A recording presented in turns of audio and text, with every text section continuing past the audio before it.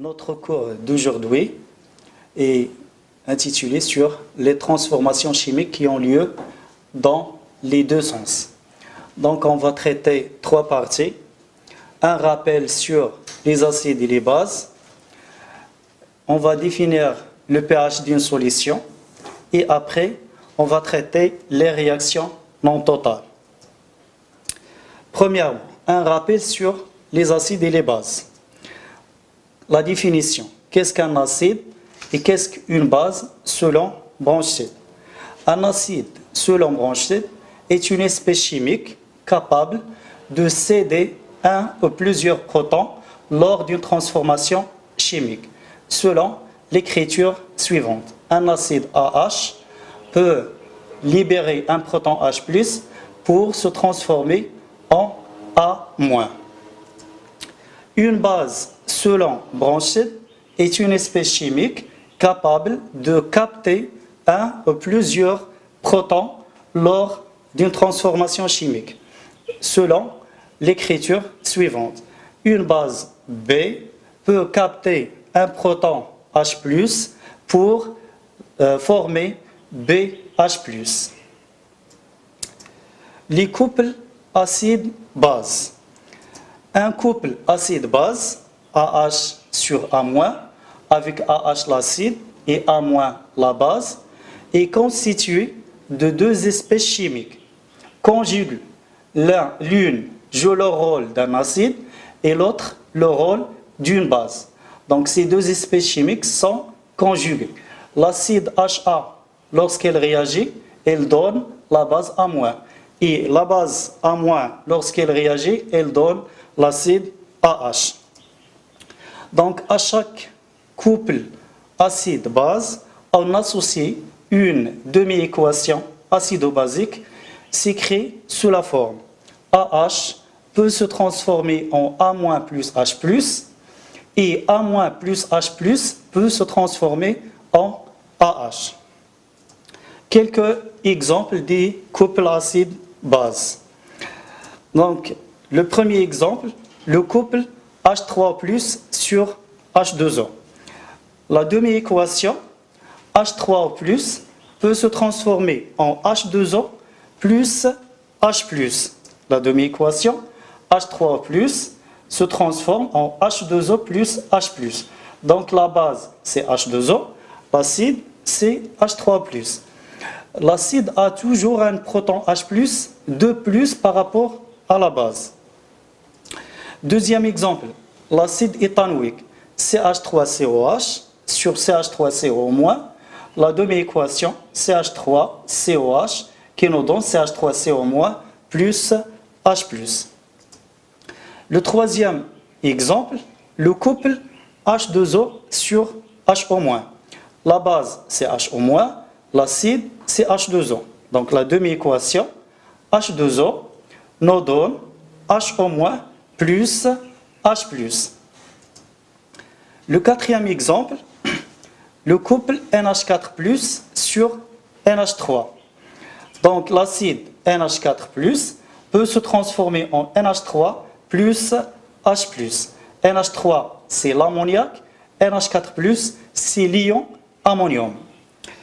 Regardons les deux exemples, le deuxième exemple et le troisième exemple. H3+ sur H2O, H2O sur HO-. On observe que l'espèce chimique H2O est classée parmi les bases dans le premier couple, tandis qu'elle est placée parmi les acides dans le deuxième couple. Donc, les espèces chimiques qui ont cette caractéristique s'appellent les ampholites ou les amphotères. Donc, qu'est-ce qu'un ampholite ou un amphotère? Est une espèce chimique qui peut être à la fois une base et un acide. Donc, dans un couple, peut jouer le rôle d'un acide, dans un autre couple, peut jouer le rôle d'une base. Passons maintenant aux réactions acido-basiques. La réaction acido-basique s'effectue lorsqu'il y a un transfert de protons H+, entre un acide A1H d'un couple A1H sur A1- vers la base d'un autre couple A2H sur A2-, selon l'équation suivante. La première demi-équation, l'acide A1H se transforme en sa base conjuguée, A1- plus H+. Donc, le premier couple, l'espèce chimique qui réagit du premier couple, c'est l'acide A1H. Donc, l'espèce chimique qui va réagir du deuxième couple va être la base, A2-. Donc, la demi-équation de A2- plus H+ nous donne A2H. Pour écrire l'équation bilan, on doit éliminer les protons H+. Donc, l'équation bilan, A1H plus A2- se transforme en A2H plus A1-. Donc, voilà les deux demi-équations et l'équation bilan. Pour écrire les deux demi-équations, on va commencer par les espèces chimiques qui représentent les réactifs. Donc, on peut écrire l'équation bilan sans passer par les demi-équations. L'acide du premier couple plus la base du deuxième couple, elle donne les espèces conjuguées. Donc, l'acide se transforme en sa base conjuguée et la base se transforme en acide conjugué. Exemple, écrire l'équation de la réaction acido-basique entre l'acide méthanoïque et l'eau. L'acide méthanoïque HCO2H et l'eau H2O. Donc l'acide méthanoïque va jouer le rôle d'un acide et H2O va jouer le rôle d'une base. Donc l'eau, lorsqu'elle réagit avec une base, va jouer le rôle d'un acide et elle joue le rôle d'une base lorsqu'elle réagit avec un acide. Donc pour écrire cette équation, on écrit l'acide HCO2H plus H2O. Les produits, ce sont les espèces chimiques conjuguées. Donc HCO2H se transforme en HCO2- et H2O va se transformer en H3O+. Le deuxième exemple, la réaction acido-basique entre l'ammoniac, NH3, c'est une base, et l'eau. Donc, l'ammoniac NH3, une base, va capter un proton H+, et H2O va jouer le rôle d'un acide, donc va libérer un proton H+. Donc, NH3 se transforme en NH4+, et H2O se transforme en HO-. Voilà deux exemples des réactions acido-basiques. Passons maintenant au pH d'une solution. Avant de définir le pH d'une solution, on va définir la fonction logarithme décimal. Donc la fonction logarithme décimal, log, est la fonction inverse de la fonction 10 à la puissance n.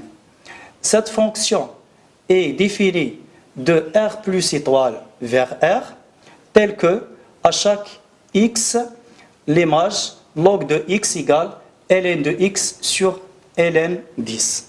Voilà la définition de cette fonction. Nous avons besoin seulement du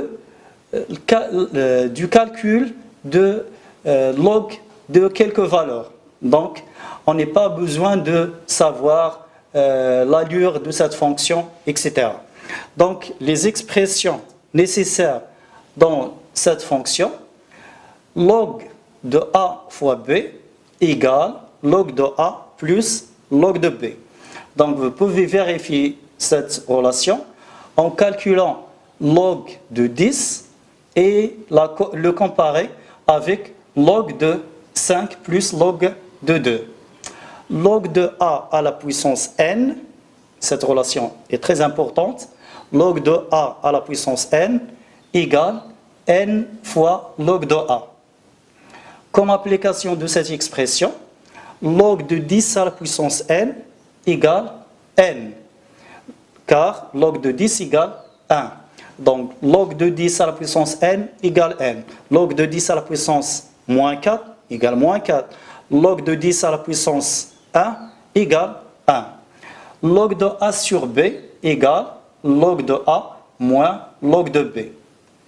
Une autre relation très importante, 10 à la puissance log de A égale A. 10 à la puissance log de A égale A. Donc 10 à la puissance log de 5 égale 5. Passons maintenant à la définition du pH. Le pH signifie le potentiel d'hydrogène d'une solution aqueuse diluée et défini par le chimiste danois Sørensen comme l'opposé du log de la concentration de H3O+, c'est-à-dire pH égale moins log de la concentration de H3O+, avec la concentration de H3O+, en mol lettre moins 1. Alors, comment déterminer la concentration de H3O+, à partir du pH? Donc, on va appliquer la relation déjà montrée dans le logarithme décimal. Donc, la concentration de H3O+, égale 10 à la puissance moins pH. Donc, pour calculer le pH, pH égale moins log de H3O+. Pour calculer la concentration de H3O+, égale 10 à la puissance moins pH. Remarque, le pH et la concentration de H3O+, varient inversement l'une par rapport à l'autre. Ces deux grandeurs sont inversement non proportionnelles, mais varient inversement. Lorsque le pH augmente, la concentration de H3O+ diminue. 2.3. Mesure du pH. Comment, à l'aide de quoi, on mesure le pH? Le pH est mesuré à l'aide du pH, du papier pH, mesure de peu pressé, ou à l'aide d'un pH mètre, mesure très pressé. Remarque, dans les conditions habituelles au lycée, on peut mesurer le pH à 0,1 unité près, c'est-à-dire avec une incertitude absolue, delta pH égale 0,1. Passons maintenant aux réactions non totales. Pour montrer cette caractéristique, on va faire une activité sous forme d'exercice. Soit une solution aqueuse S1 d'acide éthanoïque ou l'acide acétique, de concentration molaire initiale C1 égale 2,7 10 à la puissance moins 3 mol lettre moins 1 et de volume V1 égale 100 ml. Expérimentalement, on a mesuré le pH, on a trouvé pH égale 3,7. Dans la première question, écrire l'équation de la réaction d'acide éthanoïque avec l'eau. La deuxième question, calculer la quantité de matière finale de H3O+. La troisième question, calculer le rapport de N final de H3O+ sur Xmax. Puis conclure. Deuxième partie, on a changé les conditions initiales. Donc, on mesure à 25 degrés C, aux mêmes températures, la conductivité d'une solution S2 d'acide éthanoïque de concentration différente. C2 égale 10 à la puissance moins 1. On trouve sigma égale 5 10 à la puissance moins 2. Les données, les conductivités molaires ioniques. La question 1, trouver l'expression littérale de la conductivité sigma de la solution en fonction de la concentration molaire finale des ions et les conductivités molaires ioniques. La question 2, calculer la concentration molaire des ions oxonions. La question 2.3, calculer le rapport N final de H3 sur X max. Comparer la valeur trouvée avec celle de la question 1.3. Passons maintenant à la résolution. Premièrement, écrire l'équation de la réaction d'acide éthanoïque avec l'eau. Donc cette équation est très simple. L'acide éthanoïque plus l'eau nous donne la base conjuguée qui est l'ion éthanoate plus H3O+. Donc l'acide éthanoïque plus H2O nous donne l'ion éthanoate plus H3O+. La deuxième question. Calculer la quantité de matière finale de H3O+. La quantité de matière finale de H3O+, est calculée à partir du pH. On a la concentration de H3O+, égale la quantité de matière sur le volume, et égale aussi 10 à la puissance moins pH. D'où la quantité de matière finale de H3O+, égale 10 à la puissance moins pH fois V1. Application numérique, la quantité de matière finale de H3O+, égale 2 fois 10 à la puissance moins 5 mol. La question 1.3. Calculer le rapport N final de H3O+, sur X max. N final déjà calculé. X max, c'est la quantité de matière initiale de l'acide éthanoïque, car l'eau est un solvant, donc elle est en excès. Donc, le rapport N final sur X max égale N final sur C1V1, la quantité de matière initiale de l'acide éthanoïque, égale, application numérique, N final 2 fois 10 à la puissance moins 5, C1 2,7 10 à la puissance moins 3 sur 0,1. Donc, égale 0,073. Qu'est-ce que vous observez? Vous remarquez, ce rapport est différent de 1, inférieur à 1. Donc la quantité de matière de H3O+, est inférieure à X max. Donc d'après le tableau d'avancement, on observe que si la réaction est totale, la quantité de matière de H3O+ égale X max. Tandis que expérimentalement, on a trouvé que la quantité de matière de NH3 est inférieure à X max. Donc, on peut conclure que cette réaction n'est pas totale. Donc, la réaction s'arrête avant que X soit égal à X max. Et une remarque, les réactions acido-basiques, ce sont des réactions rapides. Lorsqu'on mélange les deux réactifs et on mesure le pH ou la conductivité, on mesure les valeurs de ces grandeurs à l'état final. Passons à la deuxième partie.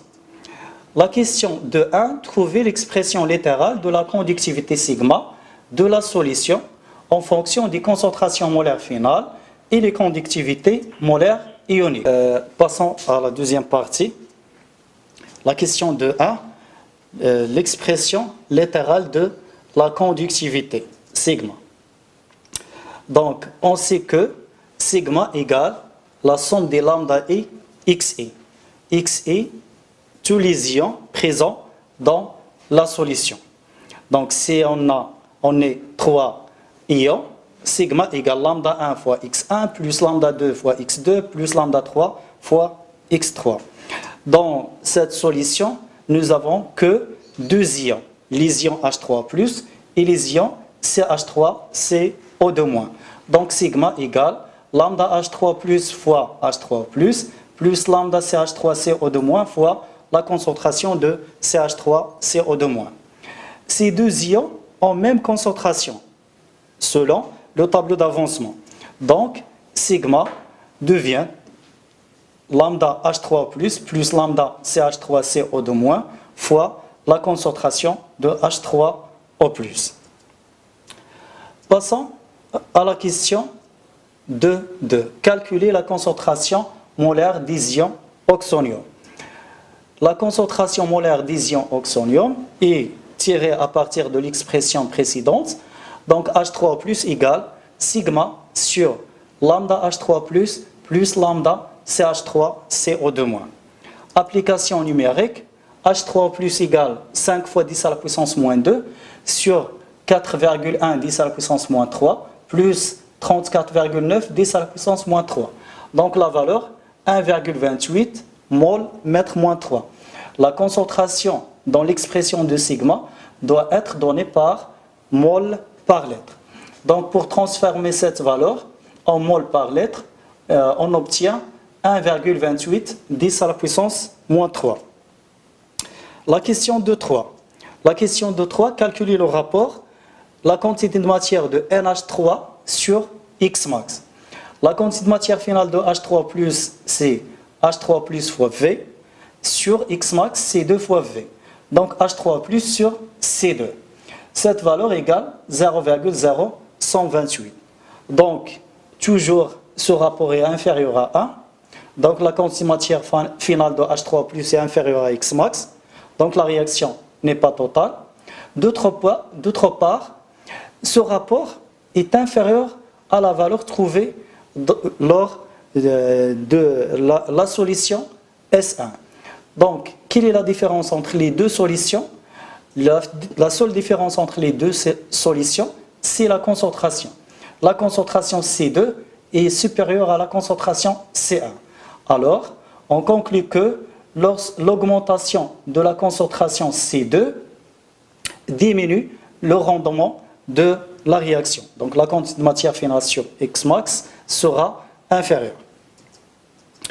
Passons maintenant à la définition du taux d'avancement. Le taux d'avancement taux est défini par X final sur Xmax.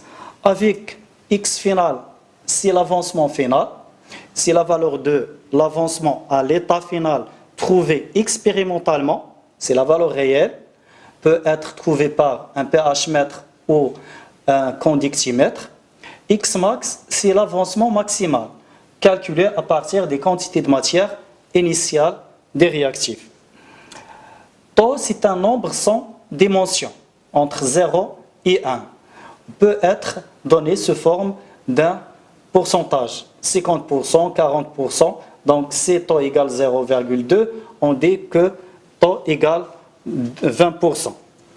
Si taux égale 0, la réaction n'a pas lieu. Si taux égale 1, la réaction est totale. Si taux est entre 0 et 1, la réaction n'est pas totale ou incomplète ou limitée. Ces trois termes sont équivalents. Donc, il conduit à un équilibre chimique ou un état d'équilibre chimique. Interprétation de l'état d'équilibre chimique.